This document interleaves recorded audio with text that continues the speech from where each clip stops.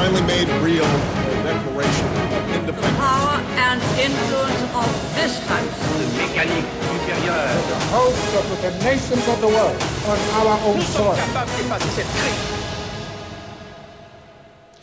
Sejam bem-vindos à Sociedade das Nações, um programa semanal sobre a atualidade internacional, aqui na SIC Notícias.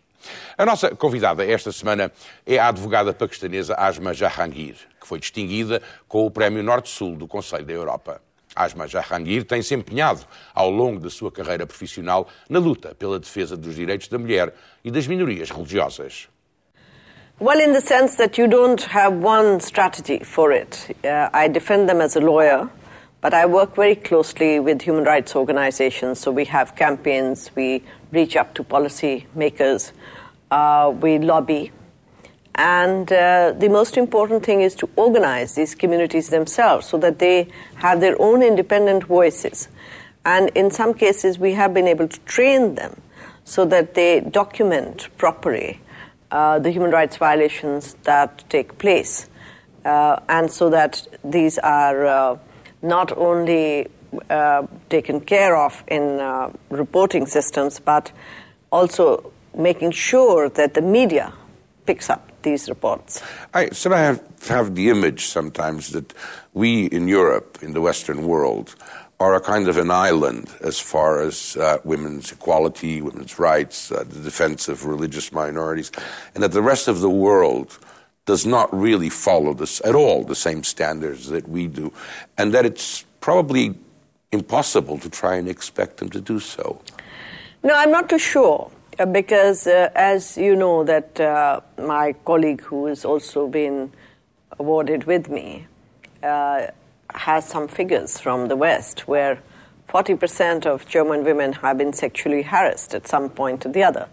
So women's rights is a common worry, I think, all over the world with varying degrees. In Pakistan, because we are a new country, we have still not moved to a democratic culture. Therefore, when you don't do that, rights will suffer. And Even though you did have now, for the first time, a change of government. We have had. And which didn't involve the army. Absolutely. Yes, well, probably not. They tried, but it backfired. But for example, from 80s to now, there is a huge change in the perception of women's rights. It's no longer that women should be given a sewing machine and suddenly they will blossom. Every political party, even religious political parties, are addressing the question of women's rights. And we, like other women in the world, were not granted these rights as charity from anyone else. We demanded it for it, we organized for it, and we made sure that we were heard. And I do not think that any politician dare to roll that back. Yes, we need more, and that will so much depend on how effective we can be now in organizing not only ourselves, but to make sure that there are effective mechanisms in place so that laws are properly implemented, so that women continue to be vigilant, are aware, continue to demand these rights, and that they progress both economically and politically. It's true that no country is an island, and there are problems with women's rights in Europe, in the United States, abuse, etc. But there is one big difference, is that you, for fighting for those rights, you've been subject to threats, to physical threats, to intimidation. So when that kind of silent or sometimes vocal war against advocates of women's rights doesn't exist in Europe and the Western world. So your life, in a sense, is always at risk. What made you from the beginning ready to risk your life? I mean, is it a family thing? Is it a cultural pattern in your family? Is it the fact that you come from a community that was aware? I mean, if you go back in your memory, what made you start? I don't think I started. I think it was always there. Yeah, it was in your blood. My father was a politician. He was a parliamentarian. He was in the opposition. He had a rough life also. He had a very rough life. Well, you and I think it was rough. He thought it was a great life. Right. He went to jail smiling, he came back smiling, and I thought, my God, this man really enjoys jail. Right. Except when I went there, because I knew the few tricks that I had learned from him is to put money in your socks and hide it here and there, and you need small notes, and that's how you survive in jail and pretend you don't want to meet anyone. Your father was persecuted politically. Yes, he was persecuted. And in fact, you lost most of your wealth. We did. But then, when my father passed away, one of my colleagues, a lawyer, came to me and he said, your father never fought enough for getting back his lands. Why don't you do that? And I thought to myself, and I said to him, Dr. Saab, we call Sahab two people, Mr. is Sahab. Dr. Saab, supposing I get it back, and if my father had it, I would never have been an activist. I would have been the daughter-in-law of some feudal lord, Yes, an installed person of the establishment. Yeah, so if he didn't fight enough, why should I take it on? Yeah. I don't think that these things eventually matter, but you must fight for your rights. Right. But tell me one thing. You've been seeing several threats to a free society in Pakistan. Some come from military dictatorship or the impulse of the military to get into politics. Sometimes they come from religious extremists. Sometimes they come just from thugs and gangs. What do you think is the main threat at this moment in Pakistan?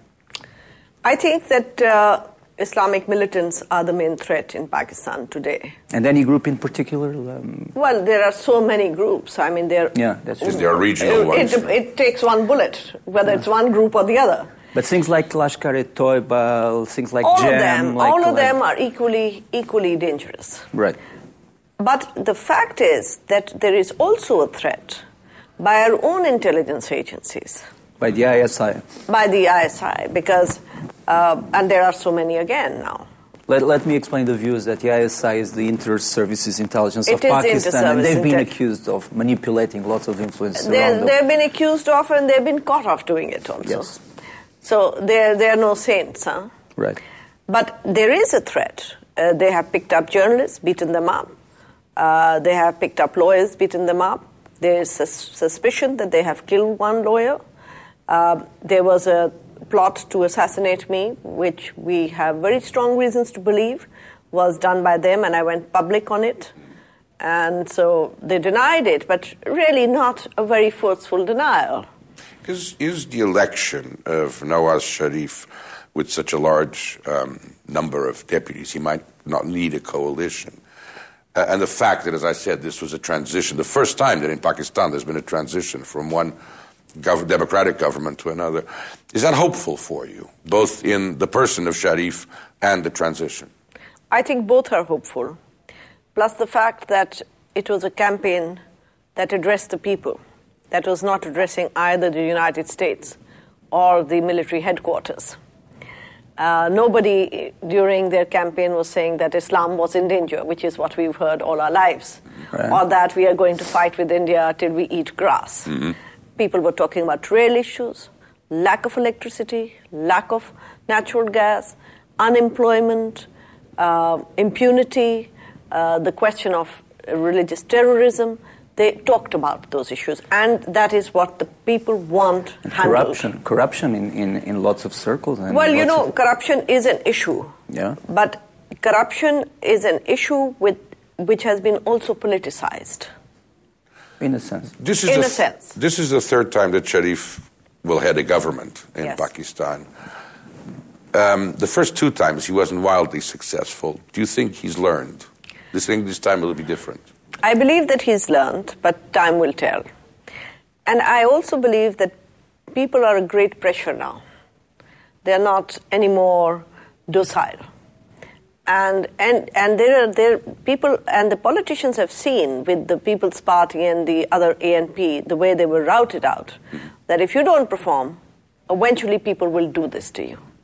There is this image of Pakistan as a boiling pot of extreme elements, but Pakistan has also a very vibrant civil society, very vibrant civil institutions, so-called forces of good against the forces of evil, if we want to quote Ronald Niebuhr. Yes. I don't want to moralize, but the elements of civil society that want to keep Pakistan a land of freedom are important? Or very important. You are alive. Very important. We have a free press. Sometimes you journalists can even go overboard. I thought you were going to say sometimes free. Sometimes free for all. Yeah. But we have a free press. We have a very vibrant bar association of lawyers. And look at the results of the elections. How many percentage of votes have all the religious parties have? Almost negligible. That's true. So you are saying it's a boiling pot, but somebody is keeping that pot boiling, you know. And that somebody that keeps that pot boiling is mostly our military. And the more we democratize, the more we marginalize the importance of military and take away decision-making powers of policy from them into the hands of the civilians. And that is why I think Nawaz Sharif is important, because he has learnt a few lessons, and he said very publicly that he would like to work with the military, and he should. But eventually, the decision-making will have to shift in the hands of the civil authorities. The case of your military is not different from the case of the military in Turkey or in Egypt, in the sense that they were not only a defense mechanism, they also were a mechanism in politics and even in business. I mean, they were like military-industrial complexes. Absolutely. Are your military, after General Musharraf left and after General Kayani took over and all those transformations, are they changing and are they ready to change? I think that they know that to come back to power in that naked military sense is not possible. It will not be acceptable to the people. But I'm afraid that I don't see many indications of a change of mindset. Now, when you talk about Turkey, there is a difference between our military and the Turkish military. The Turkish military actually made the country. Our military's policies divided the country. The Turkish military had a secular agenda, which too they implemented in a very brutal way. Our military has an Islamic agenda, which they are implementing also in a brutal way. So I think the mindsets are very separate in that sense. And look at the experience in Turkey. They could have gone much further had they started the democratization process earlier. And look at their own history of one of their prime ministers also being given death penalty and hung. Right. We've had the same in Pakistan. To what extent does that mentality that you're talking about derive from this obsession with the enmity with India and now presumably with Afghanistan, because there's a very violent conflict going on in the north of Pakistan on the border with Afghanistan? To what extent does that condition the minds of the population, the civilian population in Pakistan? You know, not only civilian population, but all political leadership believes that we have to have trade and we have to have good relations with our neighbors, whether it is Afghanistan, whether it is India, or whether it is Iran. Because we have isolated ourselves. And the grandeur ideas of our military, of strategic depth, has only given strategic depth to the Islamic militants into our own country. They still do not realize how badly they have failed and how much the country has suffered because of their ill-conceived policies. But they're delusional, unfortunately. How would you see the famous incident of the death of bin Laden? I mean, do you think that bin Laden and its organization were deep inside Pakistan, close to your main military academy, just because they infiltrated the state? Do you see a complicity with the state? Was the state ignorant of what was happening? How do you see it? I would not be in a position to say anything, because I obviously not in a government and do not have any deeper insight into it. As an ordinary citizen, you're shocked, I guess. I am shocked because I feel that we should have known. If we didn't know, we are very incompetent. And if we did know, we are very dangerous. But I also feel that the manner in which bin Laden was picked up, it gave a sense of great insecurity to all citizens of Pakistan, because that means that anybody could walk into our country and take off with a person. But unfortunately, we did not get enough replies either from the government or from the military of how this thing could have happened. There's a commission, but we have not yet received the commission report. Well, I'm afraid that, as usually happens, we've run out of time. It's been very interesting talking to you. I note, I think, at the end, that you're optimistic about the new government that's coming. I'm optimistic about Pakistan, Pakistani people. I don't think the world realizes how brave they are, how resilient they are, and that they will continue to fight oppression at every cost. Well, I wish you luck. Once again, congratulations on your prize, and it was very nice talking to you. Thank you. And keep the good spirit. Thanks.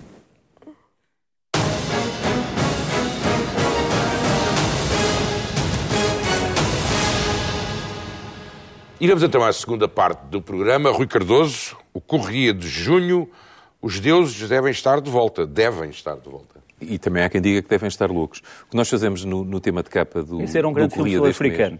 E com imensa graça que todos nós vimos. De um aborígene que ia tirar uma garrafa de Coca-Cola para o fim do universo. E depois o que acontecia é que já falamos dos filmes, voltemos à revista. Conta. E temos o que é que nós falamos aqui? Basicamente desta coisa.